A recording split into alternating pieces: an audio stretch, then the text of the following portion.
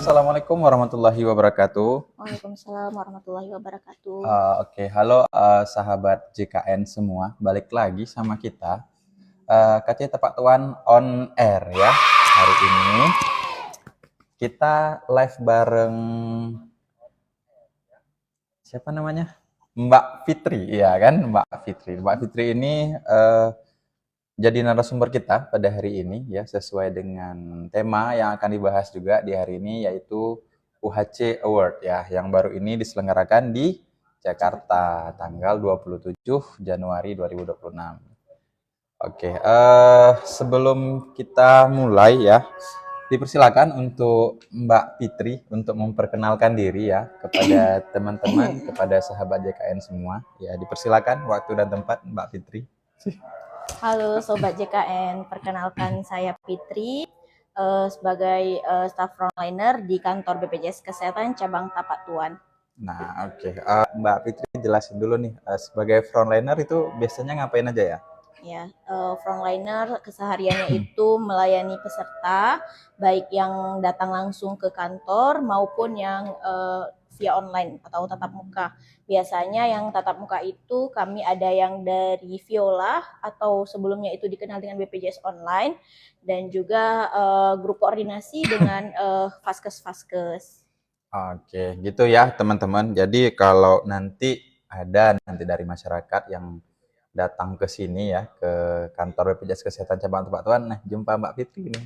Kalau ada masalah, ada keluhan tentang BPJS-nya, boleh langsung datang ke kantor. Nanti jumpa sama Mbak Fitri. Oke, untuk teman-teman yang udah bergabung di live ya, jangan takut untuk bertanya. Memang tema kita tentang UHC Award ya. Tapi jika pertanyaannya seputar JKN, Jaminan Kesehatan Nasional, boleh langsung ditanyakan aja, nanti kita bantu jawab ya semuanya. Oke, untuk pertama mungkin kita bahas sedikit tentang apa itu UHC Award ya. Mungkin Mbak Fitri boleh dijelasin UHC Award itu apa ya? Baik, UHC Awards itu adalah ajang apresiasi yang diberikan oleh BPJS Kesehatan kepada pemerintah provinsi maupun daerah, kabupaten kota yang berhasil memperluas perlindungan kesehatan bagi masyarakatnya melalui program Jaminan Kesehatan Nasional. Ya, berarti boleh dikatakan UHC Award itu adalah daerah-daerah yang sudah mampu melindungi masyarakat di daerah tersebut secara menyeluruh ya, gitu.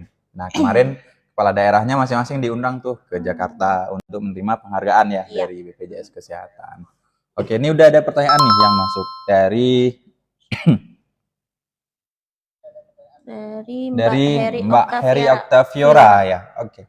Kak mau nanya, kalau mau daftar BPJS dengan kakak baru karena baru menikah, tetapi di kakak sebelumnya ada tunggakan. Nah, itu gimana? Boleh Mbak Fitri? Ini memang makanan sehari-hari nih kayaknya ya.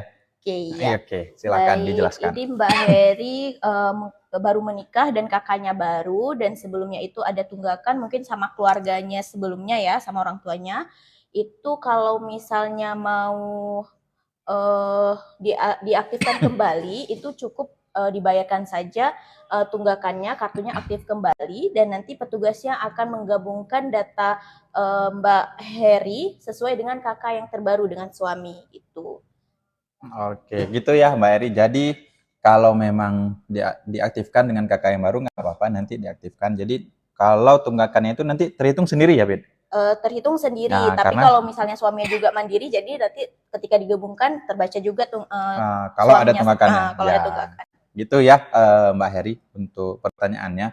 Oke, kita lanjut dari Kak Mala ya. Kak, kalau BPJS-nya menunggak sampai 2,6 juta, itu diblok atau bisa lunasi dahulu baru aktif lagi? Nah, itu untuk Mbak Mala ya. Atau Fitri gimana penjelasannya ya? Untuk Mbak Mala ini kalau menunggak itu kan statusnya langsung non-aktif ya Mbak. Jadi nggak bisa akses layanan kesehatan di Vaskes. Solusinya itu memang harus dibayar baru aktif kembali dan bisa akses kembali. Tapi di BPJS Kesehatan itu ada program rehab untuk artinya rencana pembayaran iuran secara bertahap. Jadi tunggakan Mbak Mala ini nanti dicicil terserah nanti Mbak Malanya sesuai kemampuan mau dicicil berapa bulan. Jadi nanti dari aplikasi Mobile JKN kalau Mbak Mala mau coba sendiri boleh, ada di aplikasi Mobile JKN itu menunya rehab, nanti bisa diikuti instruksinya.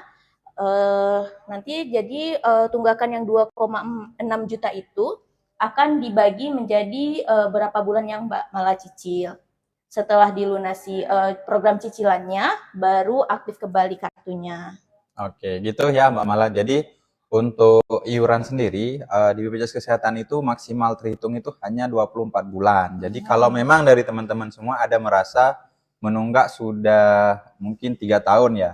Nah, di BPJS Kesehatan itu hanya dihitung 2 tahun saja. Jadi untuk Mbak Mala tadi boleh ikut program rehab Mbak, agar lebih ringan juga ya pembayarannya gitu ya Mbak Mala. Oke, kita lanjut dari Kak Tari ya. Mas, misalnya mau masuk ke Mobile JKN tapi lupa sandi, gimana ya? Nah, ini kalau lupa sandi untuk Mobile JKN-nya bisa langsung klik lupa password ya. Nanti diarahkan ke link, itu bisa pengiriman OTP-nya bisa dari email ataupun dari nomor WhatsApp-nya. Nanti setelah masuk ke link tersebut bisa memasukkan password baru ya. Ya. Nanti diupdate kembali passwordnya. Gitu ya, Kak Tari ya. Tambahannya Ya, itu tambahan. kalau misalnya mau update password yang baru, nomor HP-nya itu harus sesuai dengan yang ada di sistem BPJS Kesehatan. Kalau nomor Mbak Tarinya itu belum sesuai, nomornya bisa diakses Pandawa untuk diupdate nomor HP-nya yang terbaru. Dan pastikan ada pulsanya. Tapi kalau misalnya nggak ada pulsa, bisa dicoba dari email. Oke, gitu ya Kak Tari. Oke, lanjut ya ke Kak Irdawanti. Kak, kartu BPJS-nya hilang, bisa ganti baru nggak? Nah, gimana Ini Pip? mungkin Mbak Irdawanti belum nyampe informasinya kalau BPJS Kesehatan itu tidak mengeluarkan kartu lagi Mbak. Iya. Karena identitas BPJS Kesehatan itu tunggal, yaitu dari NIK. NIK itu ada dari KTP, KK, atau KIA, kartu identitas anak. Jadi kalau anak-anak yang belum ada KTP itu bisa gunakan KK atau KIA-nya. Tapi kalau Mbak Irdawanti lebih nyaman pakai kartu BPJS, bisa juga itu tinggal install aplikasi Mobile JKN di Play Store, nanti ada kartu digital. Kartu digital itu bisa digunakan juga untuk berobat. Ya, gitu ya Kak Irdawanti. Jadi nggak perlu takut lagi, kalaupun kartunya hilang, boleh langsung datang ke Vaskesnya dengan bawa KTP atau KK. Dan untuk anaknya itu bisa bawa apa tadi? KIA ya. KIA. Ya, gitu ya. Bisa bawa KIA, Kak.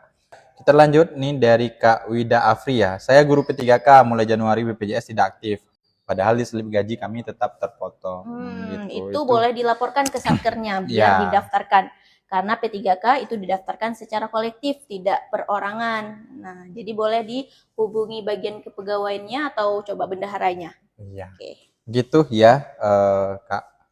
Oke, mengingat waktu ya sudah di penghujung acara. Tapi Mungkin masih banyak nih pertanyaan yang ya tidak terjawab. pertanyaannya masih banyak ya. Mohon maaf dari kami, masih banyak pertanyaan belum terjawab. Jadi untuk pertanyaan yang masih belum terjawab boleh di DM ke TikTok kita ini yang JKN_Batuah, ataupun bisa DM ke Instagram kita juga JKN_Batuah ya. Nanti insya Allah akan kita bantu jawab semua pertanyaan dari sahabat-sahabat JKN semua yang belum terjawab. Jadi jangan berkecil hati ya kan. Oke, mungkin untuk closing ya, closing ya. Mungkin dari Mbak Fitri nih ada bisa dirangkum ya. Tadi beberapa pertanyaan yang pertanyaannya mirip-mirip ya, mirip-mirip pertanyaannya. Misalnya untuk perubahan nomor HP atau apa tadi mungkin bisa dijelasin secara singkat ya sebelum kita tutup ya. Oke, untuk Sobat JKN yang memiliki kendala apapun di BPJS-nya, itu coba dulu diakses melalui Pandawa ya. Pandawa itu bisa dicek status di menu informasi, itu baik kita mau cek statusnya aktif atau tidak, sudah terdaftar atau belum, itu bisa melalui Pandawa.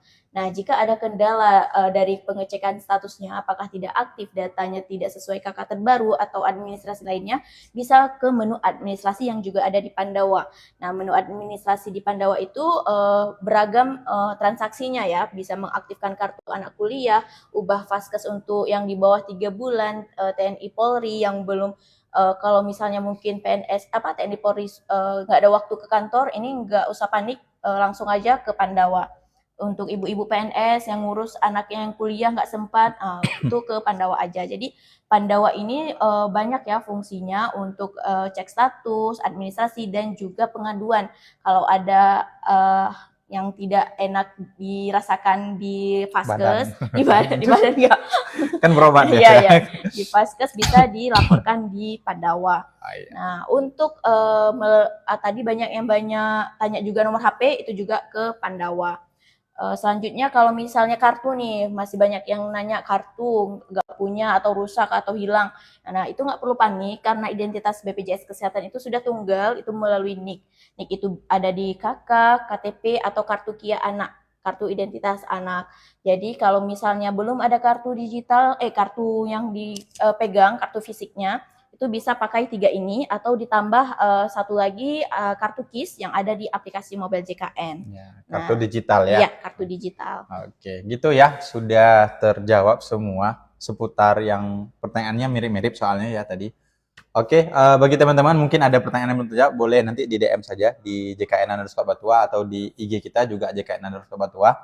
Sekian live kita pada hari ini ya. Jangan lupa tunggu live kita di di minggu berikutnya setiap hari Kamis insya Allah.